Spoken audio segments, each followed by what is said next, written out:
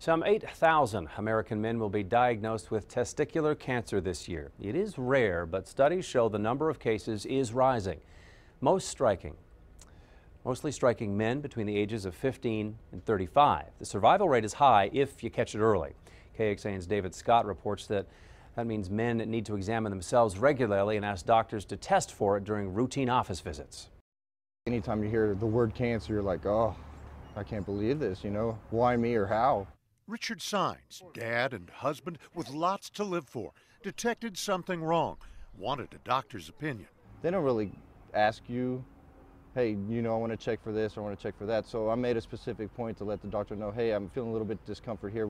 An ultrasound confirmed what the manual exam found, a cancerous lump. You have stage 1 cancer. We have to have surgery tomorrow morning. I said, well, what does your schedule look like for tomorrow morning? So it was pretty much bam, bam, bam. Anytime you see this, 99.9% of the time it's cancer inside the testicle. Testicular cancer may be genetic. It may be because the testicle did not descend into the scrotum during the baby or toddler years, and someone missed that. It's not very common. It's rare, but it just happens to be the most common in that age group because normally you don't get cancer in that age group. Problem is, doctors don't always examine for it. Neither do young men.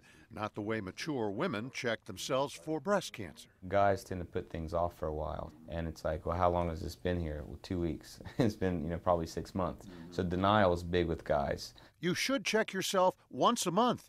It's easy to spot. Testicles in general should be sort of soft and feel like your testicles. When caught, the testicle must be removed, but you can lead a normal, fully functioning, fully productive life. I'm glad that we caught it when we did. I'm glad that I listened to the signs my body was telling me. A lot of, like you were saying, a lot of guys will not do that. And it's just normal. Life is good. You become really thankful for the things you have. David Scott, KXAN News. Now, David mentioned men with a family history of testicular cancer. They're more at risk, but there are also some other factors to consider. We put them together for you here. According to the American Cancer Society, men who live in the U.S. and Europe are more likely to develop the disease. Several studies have also shown that tall men have a higher risk of getting testicular cancer.